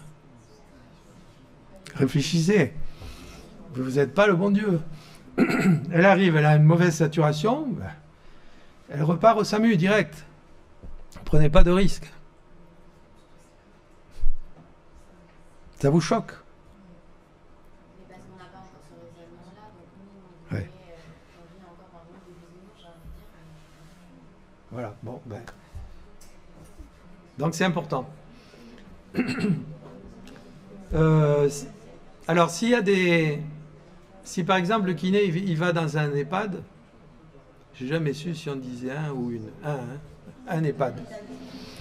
Donc s'il va dans un EHPAD, ben il faut que le kiné il prévoit qui est-ce qui est le gars qui va arriver là, le barbu là, qui arrive dans l'EHPAD et qui croise le directeur. Et le directeur se dit, mais qui c'est cette tête? Je l'ai jamais vu, moi. Il n'a pas signé de contrat avec moi. Qu'est-ce que c'est ce truc-là? Qui c'est ce mec? Voilà. Donc, prévenez. Dites au titulaire de prévenir. Et quand vous arrivez dans un établissement inconnu, vous signalez en disant, je suis le remplaçant de machin. Vous n'allez pas soigner directement la personne. Parce que si vous avez un problème, eh ben, c'est vous qui êtes responsable. D'accord? Voilà. Et puis, donc, vérifier les termes du contrat. Hein, parce qu'il peut avoir mis des clauses abusives et donc c'est embêtant. Alors, le remplacement. Le remplacement, il s'agit d'une suppléance occasionnelle. Il doit répondre à un besoin momentané lié à une indisponibilité du remplacé. Donc le remplacé, pour nous, il ne peut pas se faire remplacer plus de 6 mois. Si au-delà de 6 mois, il n'a pas récupéré ou il n'est pas bien ou quoi, demande au Conseil de l'Ordre pour prolonger. On a eu un décès de confrères. Donc là, son épouse a demandé un remplaçant. Et puis elle ne trouvait pas de personne, donc elle a demandé à prolonger. Et ça a été une prolongation d'à nouveau 6 mois. Hein. Une fois signé le contrat, ça c'est en rouge, hein, le contrat ne pourra être rompu. Rupture anticipée égale versement de dommages et intérêts. Est-ce que je vous ai raconté l'histoire de cette personne, ce confrère, qui est allé faire un remplacement à La Réunion? Non?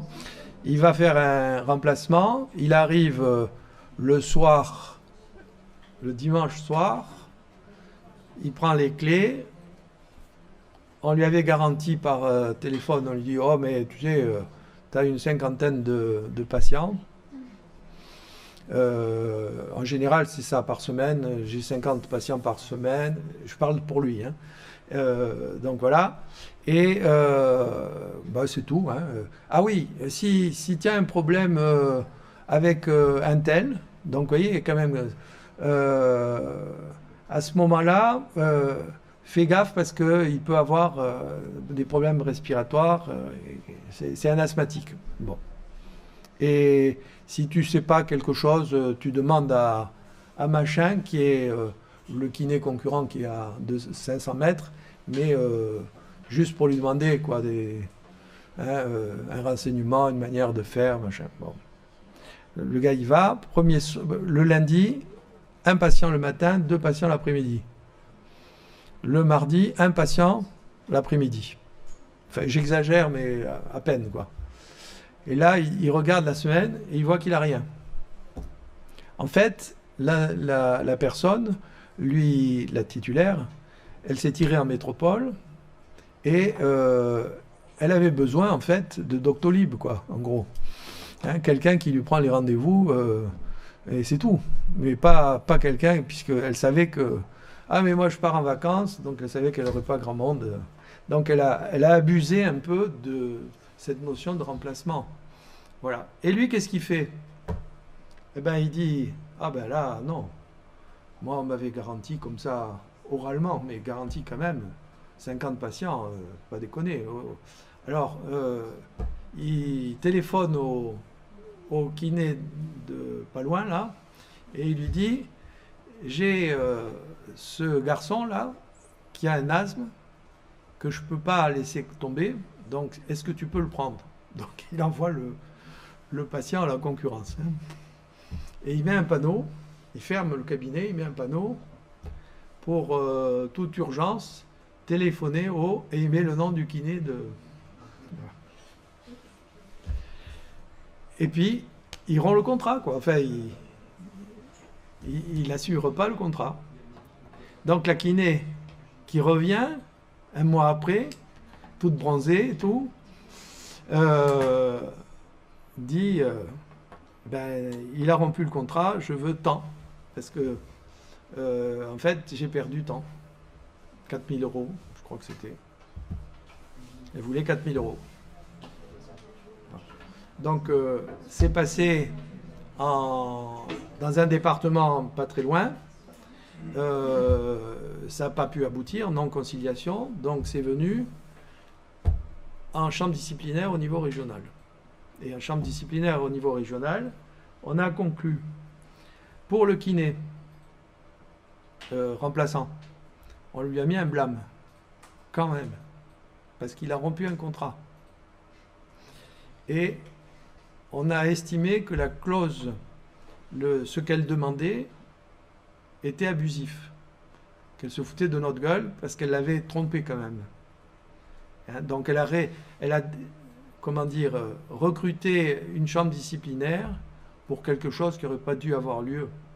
Parce qu'en fait, elle s'est foutue de la tête du remplaçant. Donc lui, il a un blâme, et elle a un blâme aussi. Et en plus, on la condamne à l'article 700, c'est-à-dire au remboursement des frais juridiques. Voilà. Donc c'est pour vous dire un peu comment ça se passe.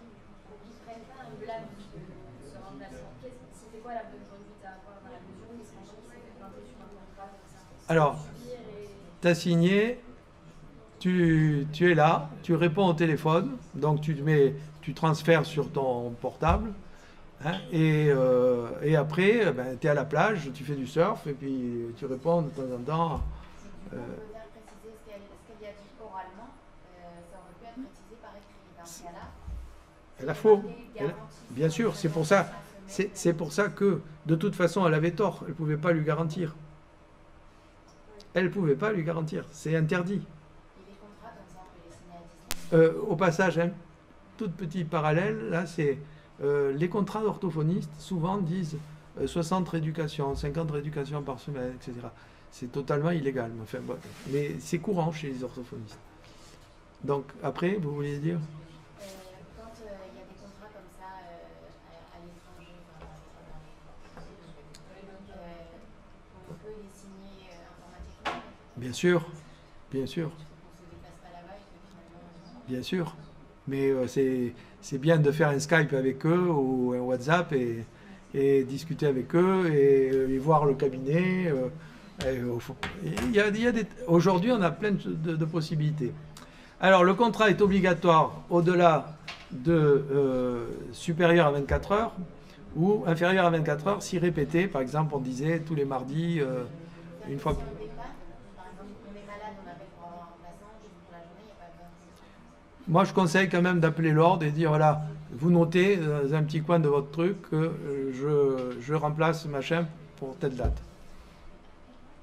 Donc ça se passe comment quand on fait un remplacement pour nous assurer qu'il y aura des patients dans les cabinets? Ah, il faut voir les rendez-vous, que ça soit déjà un peu inscrit de la semaine, merde, c'est normal. Au moins la première semaine. Hein? Et il faut exiger de voir le cahier de rendez-vous. Pas possible. C'est pas délicat du tout. Attendez, vous allez le remplacer. Hein? Vous savez que dans chez les médecins, on se fait prêter le local et la bagnole.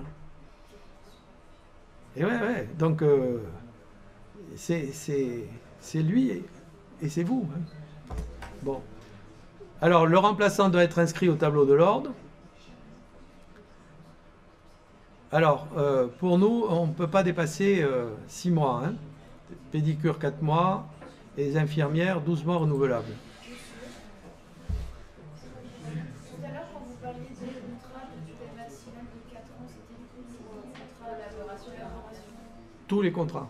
Et sauf remplacement, du coup, c'est possible. Ah non, remplacement, c'est une durée bien déterminée. Je te remplace de tel mois à tel mois. Et c'est maximum 6 mois, parce que du coup, la composante. Oui. Et après, on redemande éventuellement. Bon. Le statut, ben, c'est un travailleur indépendant, donc il faut qu'il s'inscrive à l'URSSAF. Et il va payer de la CFE, etc. Donc, pas s'amuser à faire qu'un remplacement, il faut en faire plusieurs. Hein. Sinon, quand on est inscrit à l'URSSAF, bam, ça tombe, ils ont besoin de sous. La CFE, c'est quoi? La cotisation foncière des entreprises. C'est une petite taxe, vous savez qu'on est le pays des taxes, hein, donc je vous le traiterai pour la CFE. Donc, parfois, hébergement près d'un véhicule, frais de repas, éventuellement. La rémunération, elle est fixée dans le contrat par un pourcentage. Donc, se renseigner, parce que si personne trouve un remplaçant, ben, il faut se vendre cher. Le remplaçant utilise les feuilles du remplacé ou sa CPS de remplaçant. Alors, les remplaçants qui sont tout le temps partout, qui font des tournées, il y en a qui font que des remplats. Donc ceux-là, ils ont une CPS et ils peuvent utiliser la CPS. Alors c'est un gros merdier, la CPS de remplaçant. Excusez-moi de vous le dire, parce que lui, il facture avec sa carte de remplaçant, sauf qu'après, pour reconstituer le lot, il faut le faire avec la carte du professionnel, du titulaire, et pour renvoyer, il faut la carte du professionnel. Donc c'est un merdier un peu. Souvent on oublie d'utiliser la carte de remplaçant. C'est pas enregistré ça. Si. Voilà. Donc le remplaçant utilise pas de rémunération forfaitaire. Hein, Je vous garantis tant, non, c'est pas possible. Pas de garantie de rémunération minimale. La non-concurrence, attention, c'est important. Pour une grande ville, définir des quartiers. Hein, tu ne peux pas exercer dans Montpellier Nord ou de Malbosc à l'Aiglon. Comme ça, je vous dis ça. Voilà. Pour une ville, c'est des quartiers. Une petite ville, c'est la petite ville, Pézenas. Paf, c'est tout Pézenas. Pour un village, les localités environnantes, mais avec un rayon de 10 km. Bien savoir que la clause de non-concurrence, si on n'a pas précisé autour du cabinet, c'est pas autour du cabinet que ça se présente. C'est autour, à partir de la mairie. Voilà. Si la zone est surdotée, définir par rapport au bassin de vie. Prévoir une clause de médiation, conciliation amiable, qui est comme une médiation, et conciliation de l'ordre ou arbitrage. Dites-moi. Alors, en général, on prévoit remplacement supérieur à 3 mois. Là, la clause est un peu différente. Souvent, inférieure à 3 mois, elle n'est pas méchante, hein, la clause. Il ne faut pas qu'elle soit trop abusive. Hein. Souvent, le juge, il dit, ça ne nuit pas à l'intérêt du titulaire. Quand il a dit ça, ça veut dire que la clause ne fonctionne pas. Très important, ça aussi. Alors, je vais travailler dans un cabinet de groupe. Ça, je l'entends tout le temps. Qu'est-ce que ça veut dire? Pour moi, ça ne veut rien dire. Alors, qu'est-ce que je dois... Vous venez me voir, ah, je vais travailler dans un cabinet de groupe. Alors, qu'est-ce que ça veut dire? Ça peut être une société, ça peut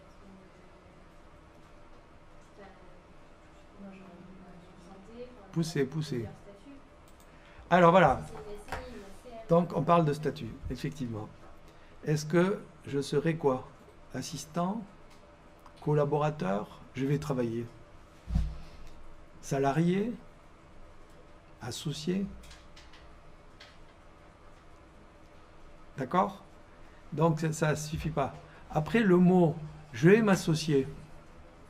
Hein? Mais alors j'en ai plein hein, qui viennent me voir. « Ah mais je vais m'associer ». Oui? Sous quelle forme? Ah ben je sais pas moi. Hein, c'est rien du tout. Hein, je vais m'associer. Ah oui, ben vous allez être ensemble.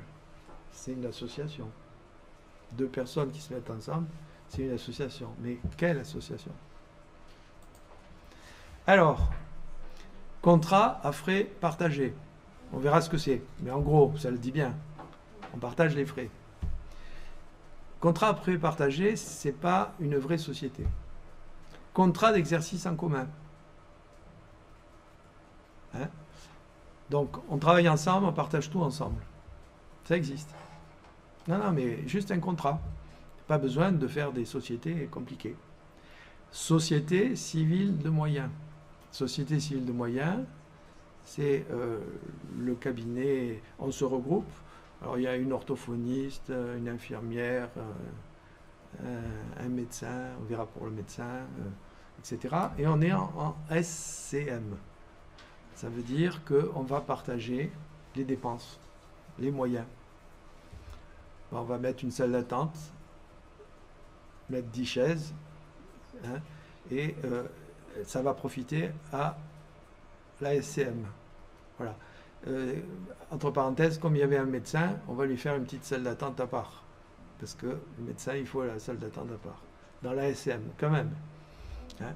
Ça ne va rien changer au fonctionnement. À l'électricité, il va payer comme tout le monde. Hein. Donc après, ce sont des parts qui vont correspondre à des dépenses. La SCM a payé tant, ben, on verra les détails. Donc, contrat à frais partagés, ça correspond à une sorte de... On est ensemble, quoi. On a fait un contrat. SCM, c'est déjà un mariage, un peu. Hein. SCP, alors là, oui, c'est le truc bien ficelé, c'est compliqué. On ne rentre pas dans une SCP, on ne sort pas comme ça. Là, c'est déjà, au niveau juridique, c'est très, très complexe. Et société d'exercice libéral, c'est encore un cran au-dessus au niveau administration, fonctionnement de la société. Donc, quand on vous dit, tiens, tu viendras travailler avec moi, je te prendrai avec moi comme associé, ben, ça ne veut rien dire. Hein. Ça peut aller de, j'ai besoin de toi pour partager mes frais, à je te prends avec moi et on partage les sous, ou je t'exploite si je te mets dans une société particulière. Pas forcément, mais voilà. Donc, il faut faire attention à ce qu'on dit. Alors, on va être à l'heure. Hein. Monsieur Victor a signé en juin 2014 un contrat d'assistant collaborateur avec Monsieur Jean, titulaire. Leur entente est parfaite, pas de problème lié à la redevance. Tout va bien. Les prénoms sont justes, sont réels. En 2015, M. Victor suit une formation spécifique et grâce à cette dernière, il reçoit de plus en plus de patients dans cette spécialité. Spécialité qui n'est pas réellement reconnue par l'ordre en tant que compétence kinésithérapique. Ça ne fait pas partie de notre décret. En début 2019, il contacte M. Jean et lui explique que dorénavant, il ne veut plus lui rétrocéder d'honoraires sur ses patients spécifiques. Par exemple, il s'était, je dis au hasard, mettons, hein, n'y voyez pas de truc. Il s'était formé en fasciathérapie, donc il faisait que de la fasciathérapie pour certains, ou de la microkiné, ou ce que vous voudrez. Enfin, ce sont deux techniques qui ne sont pas reconnues réellement par l'ordre. Bon. Du coup, il dit, moi là, sur ces patients-là, je ne te paye pas. Est-ce qu'il a le droit? Si le contrat a été signé, après, est-ce qu'on peut renégocier un contrat? On peut toujours renégocier un contrat. On fait des avenants. Donc là, qu'est-ce qui se passe? Il ne veut plus lui rétrocéder d'honoraires. Il veut bien continuer à verser les redevances sur les patients que lui confiait Jean. Jean lui explique que les charges sont incompressibles. Hein, le cabinet est ouvert toute la semaine, de telle heure à telle heure. Il y a de l'EDF, il y a de ci, il y a de là, de NJ, voilà, etc. Et on ne peut pas faire autrement. Donc il lui dit, non, il faut que tu me payes intégralement. Ah ben, puisque c'est comme ça, moi je prends que les patients de ma spécialité, va te faire voir. Et donc du coup, le titulaire lui envoie une lettre recommandée parce que dans son contrat, il peut mettre un préavis, il a un préavis de 3 mois. Donc il lui fait un préavis de 3 mois et il dit, allez, dégage, il a le droit. Il n'a pas besoin de formuler. Alors attention, ça aussi, hein. Souvent j'ai entendu des collaborateurs ou des assistants dire, il m'a jeté comme un mouchoir sale. Il t'a pas jeté comme un mouchoir sale. Il a utilisé le préavis de son contrat comme vous auriez pu aussi utiliser le préavis pour la même raison si vous aviez trouvé mieux ailleurs. Hein? Un confrère vous fait une meilleure offre, vous faites votre préavis, vous allez ailleurs. Donc, il ne vous jette pas. Hein? On n'est pas dans le truc patron-salarié, à nouveau. Hein? Bon. Donc, il fait ça, il envoie une lettre recommandée, et forcément, il y a un conflit.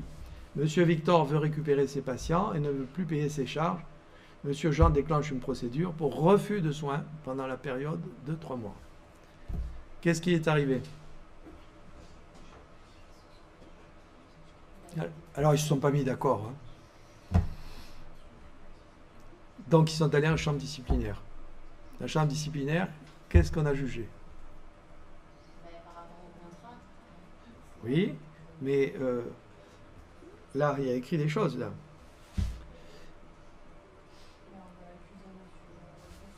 Exactement. Hein, donc il y a un refus de soins pour des patients.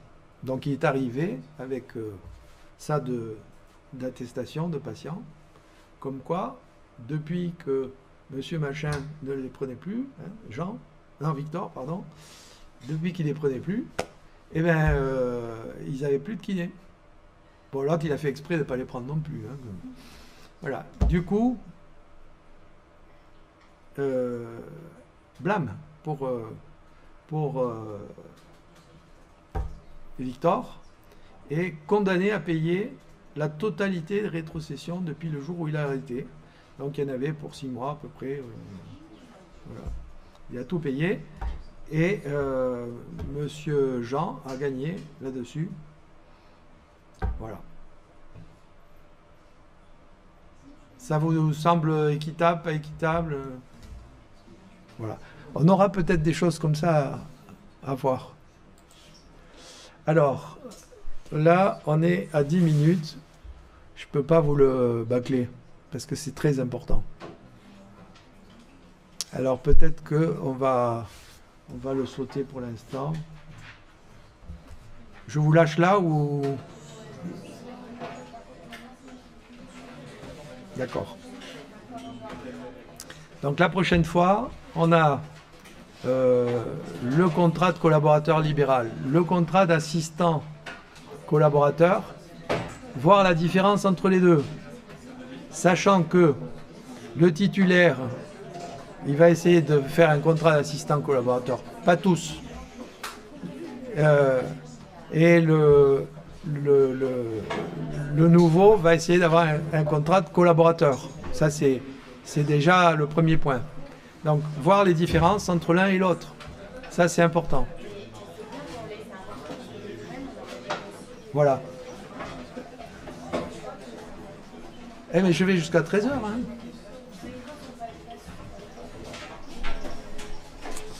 Bon, ça marche pas. Ah, c'était avant. C'était au début, ça. Je tire dessus direct. Je m'embête pas. Allez, c'est bon.